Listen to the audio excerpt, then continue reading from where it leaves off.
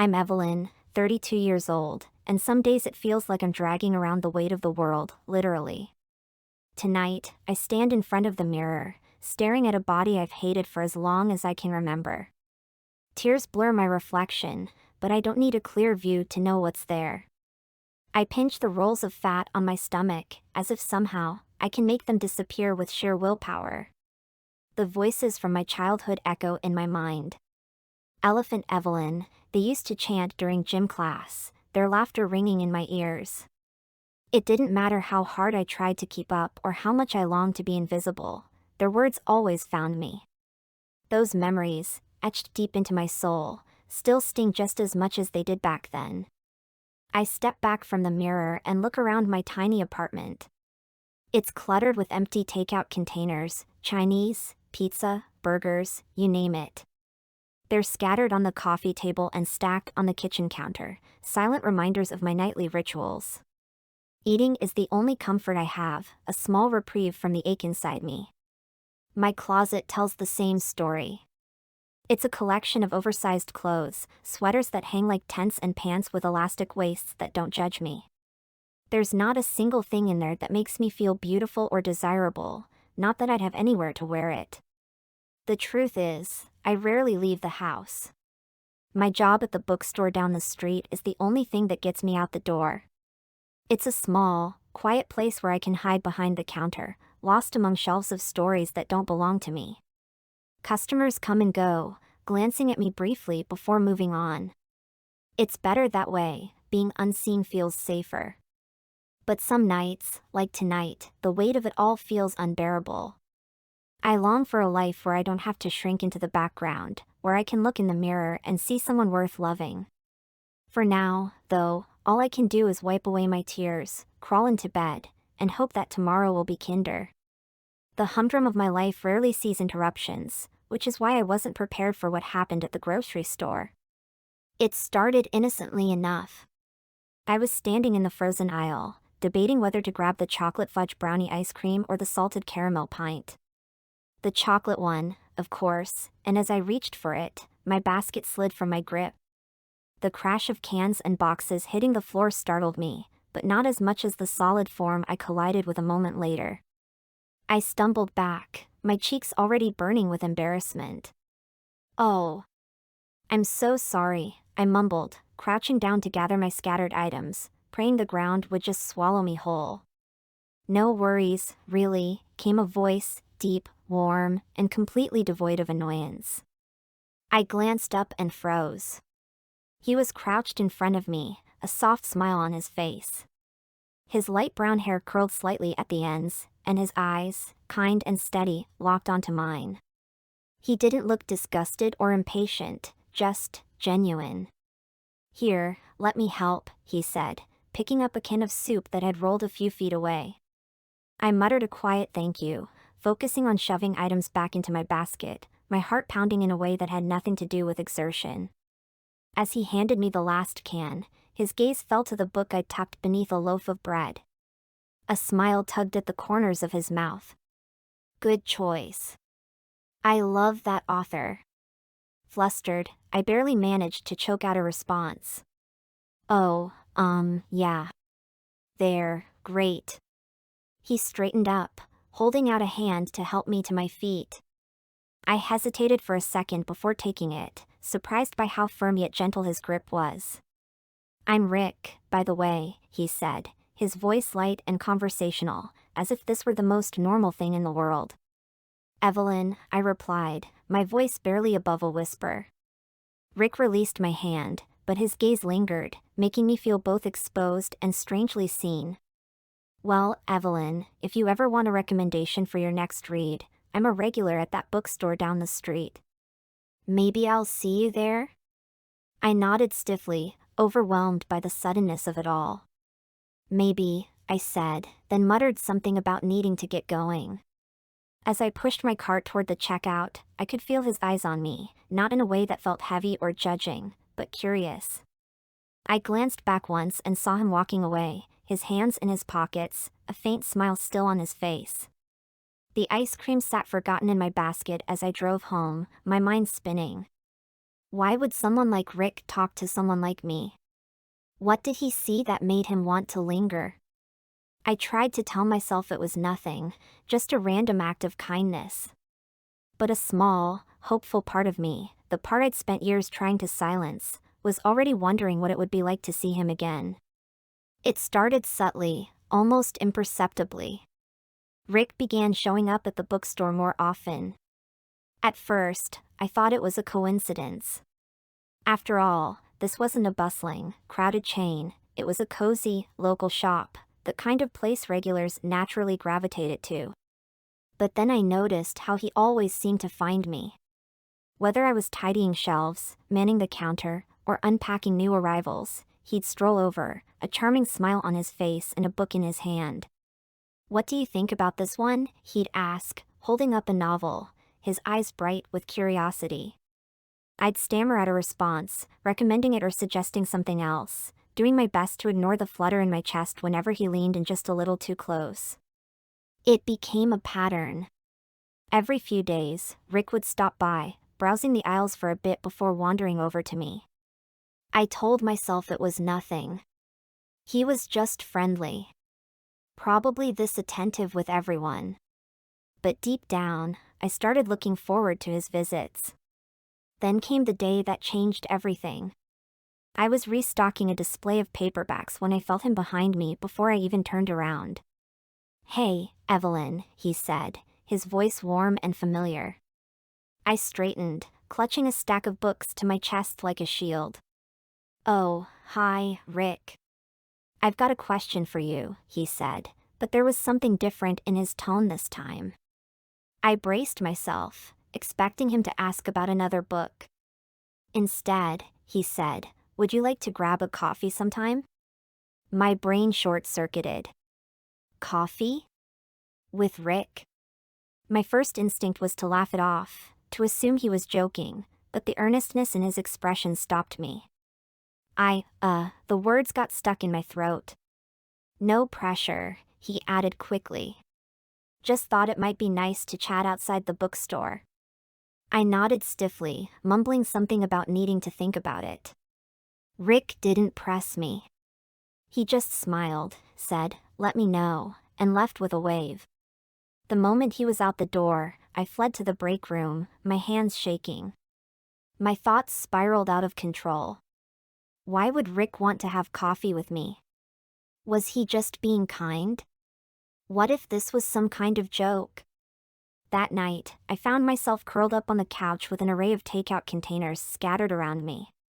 The TV played in the background, but I wasn't paying attention. I was too busy drowning in self-doubt, picking apart every interaction I'd ever had with Rick. I told myself I couldn't do it. Coffee with Rick would only lead to humiliation.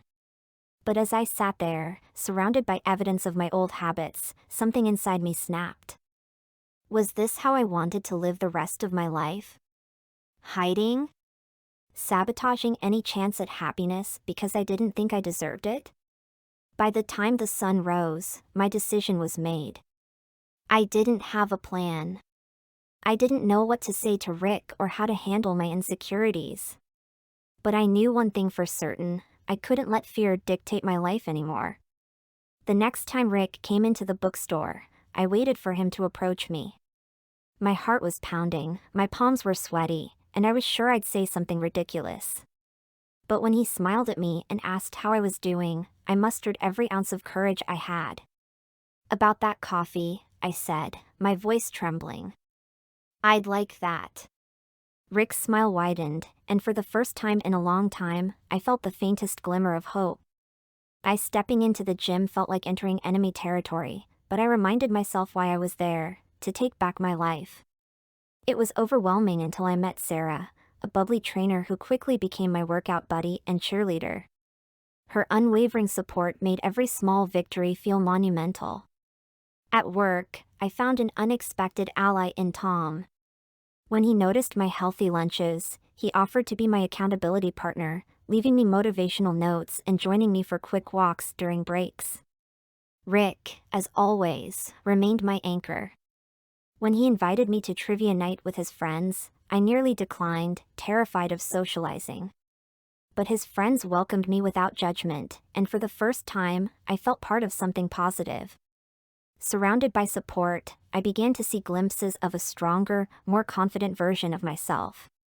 For the first time, I believed I could win this battle, not just with my weight, but with the insecurities that had held me captive for so long. Every day felt like a test, and I was determined to pass. Sarah pushed me through grueling workouts, while Rick turned cooking lessons into laughter-filled evenings. Therapy was the hardest part, facing the painful truths behind my relationship with food, but it was also the most rewarding. There were highs, like zipping up a smaller dress size, and crushing lows, like the night I devoured an entire cake in a moment of weakness. Through it all, Rick stood by me, his unwavering support reminding me that I wasn't alone in this journey. With my confidence rising, Rick and I plan a beach weekend, something I never thought I'd do. I buy my first bikini, nervous yet excited. At the beach, I start off self-conscious but slowly let go, embracing the sun and the sea. Then, I overhear strangers complimenting my figure. Part of me feels thrilled, but another part is unsettled, unsure of how to handle this new attention. At a friend's party, I step into the spotlight, wearing a form-fitting dress that leaves me feeling both powerful and desired. The attention from the men in the room is electric, and I can't resist flirting, especially with Tom from work, who's always been a bit too charming for my comfort. Rick watches from across the room, his eyes unreadable, and I can't help but bask in the attention. As the night winds down, I can feel the tension building between us. The drive home is heavy with silence, and when Rick finally speaks, his voice is quieter than usual, but full of hurt and confusion.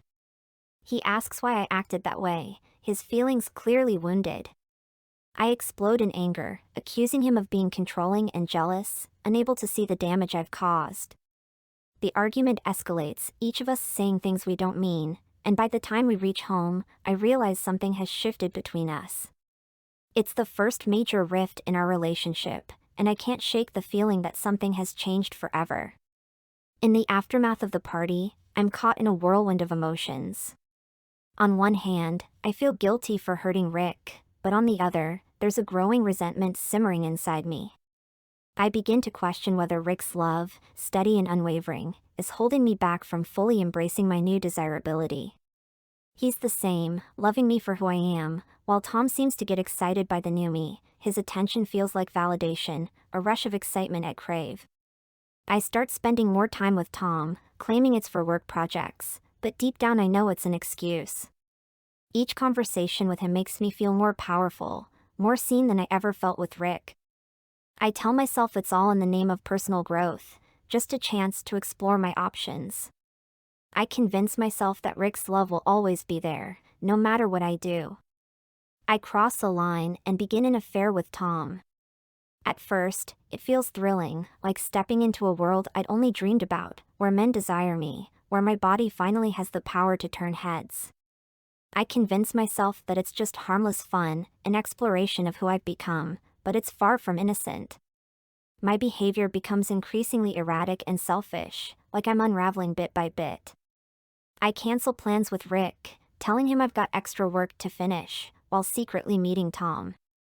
I tell myself it's for the best, that Rick won't understand the need for freedom, for excitement. Each lie I tell feels like a tiny weight lifting off my shoulders, but it's only temporary relief. The more time I spend with Tom, the more I pull away from the people who care about me. Sarah, my closest friend and workout buddy, notices my absence. I stop returning her texts, telling her I'm busy, all while I dive deeper into this fantasy world I've created. With Rick, I start becoming distant, even though he's done nothing to deserve it. His steady love, the thing that once made me feel safe and cherished, now feels suffocating. It's as if I've outgrown him, or maybe the version of me he fell in love with. The man who once saw me as beautiful, who accepted me at my lowest, now seems like someone who holds me back. I tell myself that I deserve this, deserve to experience everything my new body has to offer. One evening, Rick confronts me, his face full of hurt and confusion. He's noticed the change, the lies, the distance. I can see the pain in his eyes, but all I feel is resentment and anger. How dare he question me? How dare he challenge what I've worked so hard for? In a moment of cruel honesty, I lash out. I tell him that I've outgrown him, that I'm no longer the person he fell in love with. I'm not the same woman who hid behind oversized clothes and self-doubt. I'm something new, something better. Rick's face crumples, but I don't care. I tell him it's over, that I can't keep pretending to be someone I'm not. I end the relationship then and there, with no hesitation, no second thoughts. It feels like a weight has been lifted, like I can breathe again, but there's a hollow feeling deep inside that I try to ignore. I throw myself into a series of shallow flings, each one a desperate attempt to fill the emptiness that's only growing. Every encounter, every compliment, should make me feel powerful, but instead, they feel like empty words. I want to feel good about myself, I want to feel the excitement of being desired, but it's never enough. It's like a hunger that can't be satisfied, and with every passing day, I realize that no matter how many new faces I meet or bodies I use, it's never going to make me whole. In the end, I realize that the rush of validation was never enough to replace what I lost. But it's too late now. I've lost Rick, I've lost the one person who truly loved me for who I was, and no number of fleeting encounters can ever bring that back. My world comes crashing down around me. It's as though everything I've built, the fleeting excitement, the shallow relationships, the validation from strangers, begins to unravel in one swift moment. The guilt hits me like a freight train as I break things off with Tom. I tell myself it's for the best, that I need to stop this destructive cycle, but Tom doesn't take it well. He's furious, feeling betrayed, and in his anger, he reveals our affair to everyone at work. The backlash is immediate. My coworkers, who had once admired me, now look at me with disdain. Whispers follow me through the halls, their judgment cutting deeper than I care to admit. And then there's my friends. The ones who had been there for me, who supported me through my transformation, now distance themselves. They can't understand what I've done to Rick, to myself. They've seen the damage I've caused, and they can't bring themselves to be around me anymore. I'm left standing in the wreckage of my own decisions, completely alone. I sit in my tiny apartment, surrounded by the emptiness I've created. The apartment, once a place where I could hide from the world, now feels like a suffocating prison. I'm filled with an overwhelming sense of loneliness, as though the walls themselves are closing in on me. No amount of empty compliments or superficial attention can fix this. I realize, finally, that I've lost everything that ever mattered. I hit rock bottom. It's a crushing feeling, one that leaves me unable to move for days, drowning in self-loathing. But it's also the moment I realize I have nowhere to go but up. I can't keep running from the truth, from myself, any longer. I reach out to my therapist, knowing that I need help to untangle the mess I've made. I can't do this alone anymore. The process is painful. In each session, I confront the person I've become, the lies, the manipulation, the selfishness. I dig deep into the reasons behind my actions, and I'm forced to face the reality of what I've done to Rick, to my friends, to my own sense of self. Slowly, through intense self-reflection, I begin to understand something I never fully grasped before. My pursuit of external validation was never about feeling good about myself. It was a desperate, misguided attempt to fill the void of self-love that I had ignored for years. For the first time, I understand that the emptiness I've been trying to fill isn't something that can be fixed by anyone else. It's something only I can heal within myself. I decide to visit Rick, hoping for a chance to apologize and perhaps reconcile. The weight of my regrets has been gnawing at me, and I feel that if I don't face him now, I might never find the closure I need. I don't expect anything to be easy, but I hold on to the hope that somehow, maybe we can rebuild what I so carelessly destroyed. When I arrive at his apartment, my nerves churn in my stomach. I stand in front of his door, hesitant. I'm not sure what I'm expecting, but certainly not what I see when the door is slightly ajar. I catch a glimpse of Rick sitting on his couch, laughing, and Karen, the same Karen I'd once confided in about my insecurities, sitting beside him, her hand on his arm. The sight hits me like a punch to the gut. There they are, two people I thought I knew, sharing something I can't touch. I feel a rush of jealousy flood my chest, quickly followed by a wave of regret. The realization is brutal. I lost him.